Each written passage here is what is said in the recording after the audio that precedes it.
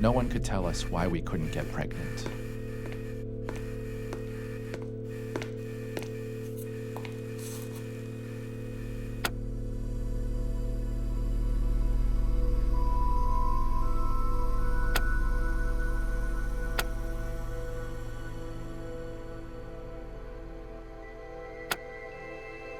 After trying for 3 years, we did IVF.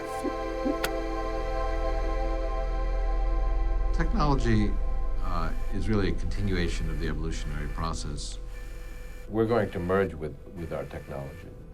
We're getting closer and closer to our technology.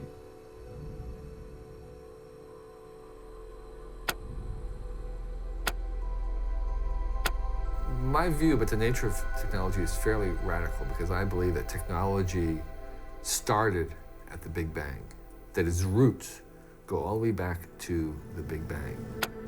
So long as human nature remains what it is, people will continue to fool around with technology. Will there be any fundamental change in human happiness or the meaning of human life? There never has been before, and I doubt if I have no reason to suspect there will be in the future. This gets to one of the central issues about technology is whether it really is neutral, whether it's simply a question of is it being used improperly, or is there something about the technology that causes specific problems? There's technology that does things for us, and there's always been the aspect of technology that does things to us. I think we're certainly becoming used to finding increasingly more aspects of our life under the aegis of machines. Like, oh, well, what are you gonna do? When they ask me a question like, what do you do on Fort Huachuca, or what do you do in the Army? And I tell them, I work with UAVs, and they're just fascinated. They're like, that's the remote control planes, right? And that's correct. The right eye was implanted by way of a surgical procedure. And what I found, I had new vision. When I crossed a boundary from a dark area to a light area, there would be a flash like light bulb going off in your brain. For the first several months of their lives, the babies pretty much live inside and alongside their machines. And once they come home, we're cautioned to limit their exposure to any germs or viruses, lest they end up back in the hospital.